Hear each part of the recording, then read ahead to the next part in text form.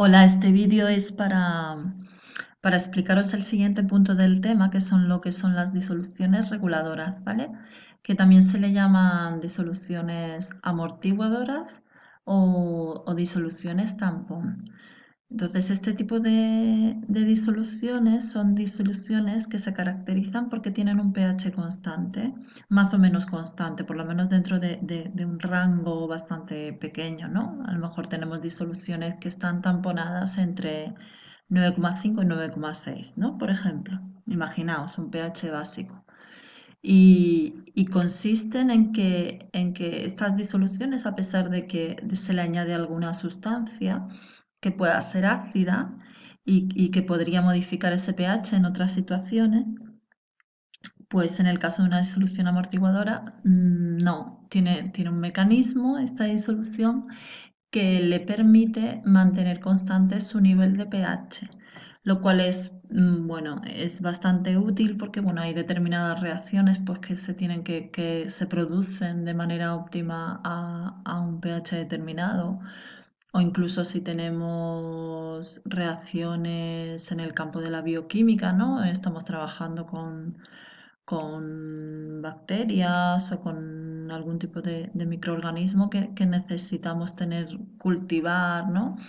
Algo y tenerlo a un pH que sea óptimo para estos microorganismos, pues podemos usar disoluciones tampón para permitir que el pH no varíe, no varíe.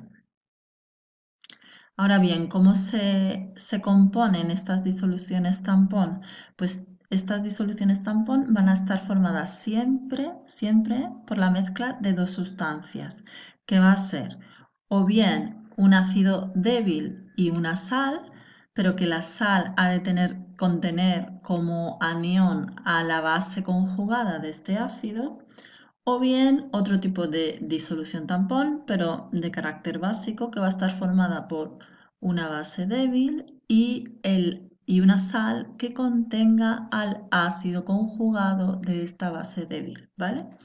Entonces, un ejemplo que tengo aquí de disolución tampón estaría formada por el ácido acético, que es este de aquí, y una sal que contenga al anión acetato, que es la base conjugada del ácido acético.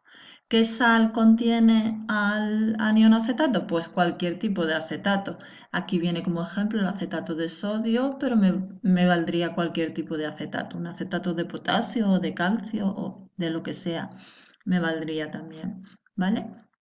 La mezcla de estas dos sustancias consiste en una disolución amortiguadora. ¿Por qué?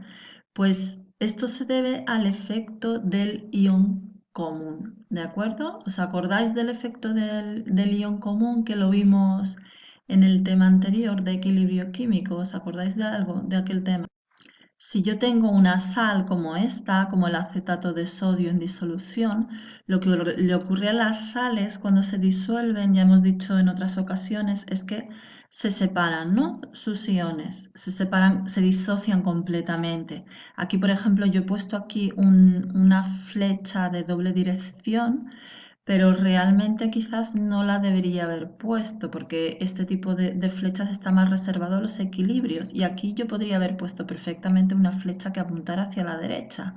¿Por qué? Porque sí o sí lo que va a ocurrir es que esta sustancia se va a separar en disolución en sus cationes y en sus aniones, ¿vale? Entonces, si yo tuviera aquí, en este ejemplo, me decía que yo tenía una disolución 1 molar de acetato de sodio.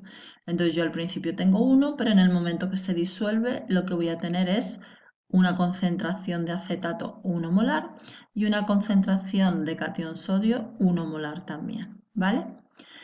Pero si yo ahora cojo ya esta disolución, que es 1 molar en acetato de sodio, de repente le añado o la mezclo, ¿no? Digamos, con una disolución de ácido acético, ¿qué va a ocurrir? Que el ácido acético es un ácido débil y entonces va a sufrir un equilibrio de disociación. Aquí sí que es un equilibrio, ¿vale? Y es un equilibrio, como es un ácido débil, en realidad está muy desplazado hacia la izquierda, ¿vale? Entonces, ¿qué va a ocurrir? Que la concentración de las especies en el equilibrio va a ser esta de aquí, ¿no? 1 menos X, la concentración de acetato es 1 más X y la concentración de protones es X. ¿Por qué es 1 más X? Porque aquí no solo voy a tener el anión acetato que proceda de la disociación del ácido acético, porque ya tengo todo el anión acetato que procede de la disolución de la sal, ¿vale? Entonces, si yo esta disolución que tenga el pH que tenga, que yo no sé cuál tiene, lo tengo que calcular, pero tenga el que tenga, que va a ser un pH en principio ácido, ¿no? Porque es una disolución de un ácido. Si yo le empiezo a añadir más ácido o más base, lo que va a ocurrir es como yo tengo aquí este anión, pues el equilibrio se me va a desplazar hacia el otro sentido, ¿no? Si yo añado ácido, pues se me va a desplazar para acá. ¿Y qué va a ocurrir si yo, por ejemplo, añado base? Imaginad que yo ahora este medio que tengo aquí le empiezo a añadir, yo qué sé, hidróxido de sodio, ¿no? Por ejemplo.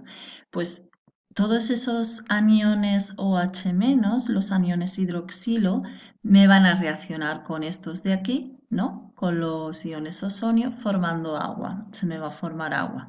Es decir, que si yo añado base es como estar retirando estos protones del medio. Y si disminuye la concentración de esta especie química en disolución, según el efecto del ion común, ¿qué va a ocurrir?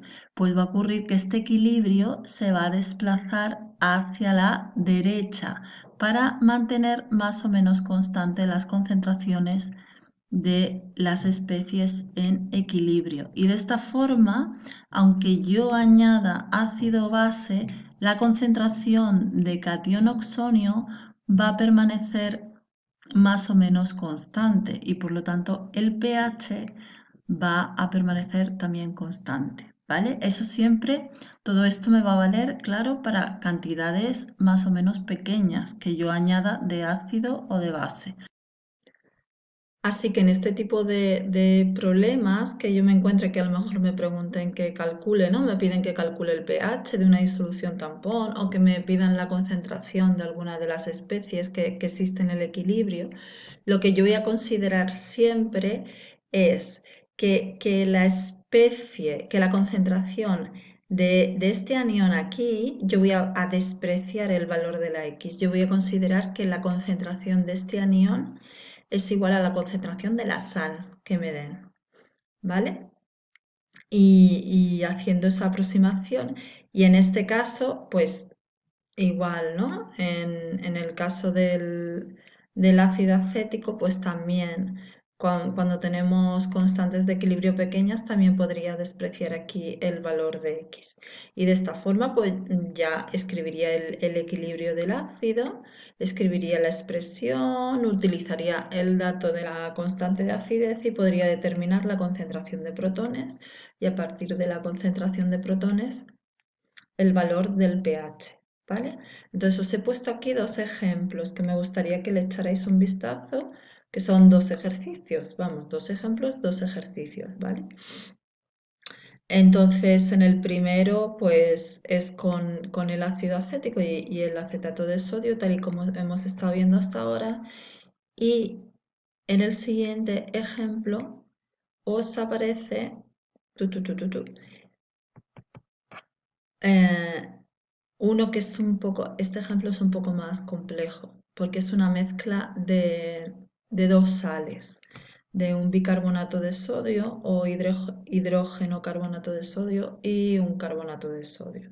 Lo que ocurre que es cuando esta sal se disocia, el anión es una especie ácida de por sí, es el anión hidrógeno carbonato, que es tiene un equilibrio de disociación en el anión carbonato y protones, que es este de aquí, ¿vale? El anión hidrógeno carbonato, pues cuando está en disolución con agua, pues está en equilibrio con la especie carbonato y los cationes oxonio. Entonces, esto es un agregado que le he puesto yo a vuestros apuntes, ¿vale? Lo he subido a la Moodle y me gustaría, bueno, que le echarais un vistazo antes de que os mande más ejercicios. De momento me conformo con que veáis el vídeo y, y que, no sé, y que me preguntéis las dudas que tengáis, que seguro que son muchas, porque yo no sé si esto lo he explicado yo muy bien, la verdad. Venga, a ver, ya está, no he corregido todavía todas las preguntas semanales. La verdad que no estoy muy satisfecha con haberlo hecho porque mm, no eran preguntas, aunque el nivel de dificultad en principio debería ser el mismo, son todo preguntas de selectividad del tema de este tema de ácido base, pero había preguntas que eran más largas, otras más cortas, algunas eran un poco más enrevesadas porque tenían conceptos de disoluciones y otras no. Entonces no sé si ha sido muy justo, la verdad. Pero bueno, ya me estoy planteando otras formas de haceros exámenes.